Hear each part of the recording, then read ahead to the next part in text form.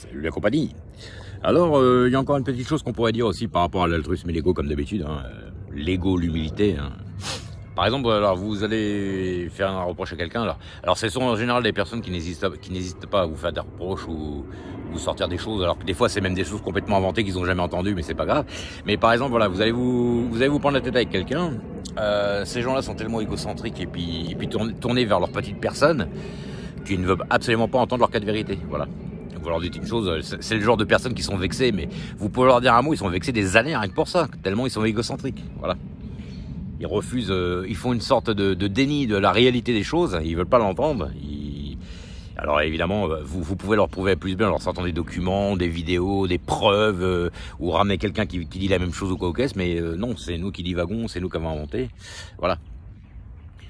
Donc, voilà, ce sont les gens qui sont en train de vous... Par exemple, des gens qui vous reprochent de ne pas avoir, par exemple, plus d'attrait pour leur façon de voir les choses, mais ils acceptent aucun compromis par rapport à vous. C'est-à-dire que si, par exemple, vous êtes un peu plus... des gens un peu plus humbles ou des gens un peu plus tournés vers autre chose, et ben, voilà, tant que vous n'êtes pas comme eux, ça va pas.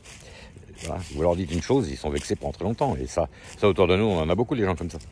La mauvaise foi, vexouille pour des petites conneries. Hein. Des fois c'est même des choses.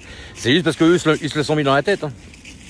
Donc voilà, au lieu de regarder un peu moins leur nombril et puis se dire oui quand même si je fais l'analyse de tout ça, peut-être que quand on m'a dit ça, c'est peut-être pas tout à fait enfin, c'est un peu la réalité. Mais au moins on vérifie. On fait des recherches, voilà. Hein, nous, on a toujours été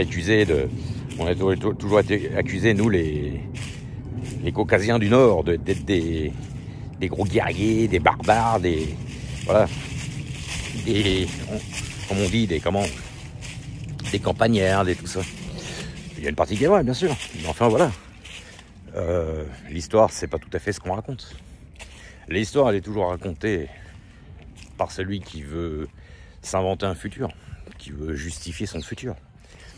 Comme par exemple les Romains à l'époque, c'était toujours César qui racontait l'histoire. Il racontait toujours qu'il avait battu les Gaulois, tout ça, mais il y a beaucoup de choses qui sont...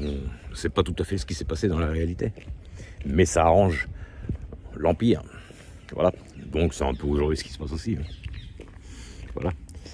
Quand vous voyez un peu ce qui se passe dans le pays aujourd'hui, quand on vous raconte tout l'inverse de la réalité des choses, et puis qu'on fait passer on fait passer les vessies pour les lanternes, on fait passer le méchant pour le méchant pour le gentil, puis le gentil pour le méchant.